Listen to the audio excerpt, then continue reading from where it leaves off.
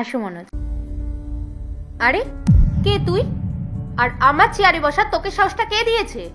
আমার কেবিনে এসে তুই আমারই চেয়ারে বসে আছিস। ওঠ ওঠ, চল বেরো, চল। আরে পূজা, হ্যাঁ রাহুল। আরে তুই এখানে কি করছিস? আরে আমি তো একটা আর্জেন্ট কাজের জন্য এই কোম্পানিতে এসেছি। তার মানে পূজা নামে এখানে তুই আছিস? হ্যাঁ, আমার নামই পূজা। আচ্ছা, তোর মধ্যে কি কোনো ম্যানার্স নেই? তুই আমার কেবিনে এসে আমারই চেয়ারে বসে আছিস, তো আবার কোনো পারমিশন ছাড়া। আরে অ্যাটলিস্ট একটা পারমিশন তো নিয়ে নিবি। আরে সেরকম কোনো ব্যাপার না, আসলে আমি এই কোম্পানিতে। ব্যাস, আর একটাও কথা না। আমি খুব ভালো করে জানি তুই এই কোম্পানিতে ঝাড় দেওয়ার কাজ চাইতে এসেছিস, তাই না? আরে কমসে কম কাউকে তো একটা জিজ্ঞাসা করে নিতে পারতিস যে ইন্টারভিউ কোথায় চলছে। কিন্তু না, নির্লজ্জের মতো আমার কেবিনে এসে তুই আমার চেয়ারে বসে পড়লি।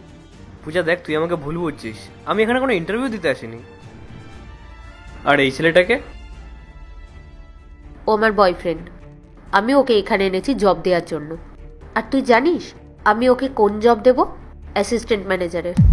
আর তুই কি এটা জানিস আমি এই কোম্পানিতে কোন পোস্টে জব করি? ম্যানেজারের। তাই আমি যদি একবার সোর্স লাগিয়ে দিই না, তাহলে ওর জব আটকাবে এরকম কারোর ক্ষমতা নেই। আচ্ছা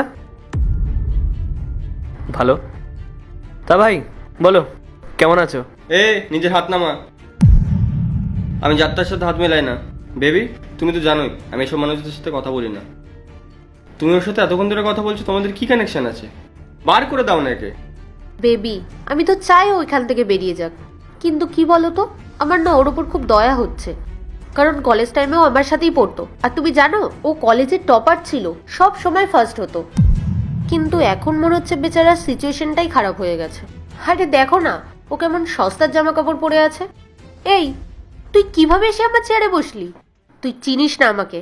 আমি কিন্তু পুলিশে কমপ্লেন করব, আর তোর নামে চুরির বদনামও দেবো।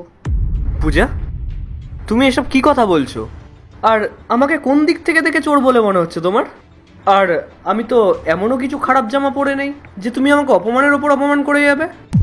একটা কথা ঠিকই যে তুমি ম্যানেজার হয়ে গেছো, কিন্তু সামনের মানুষের সঙ্গে কীভাবে কথা বলতে হয় সেটা তুমি এখনো শিখতে পারো না।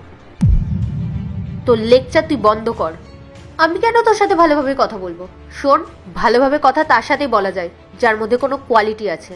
আর তোর কাছে না আছে মানি, না আছে পার্সোনালিটি।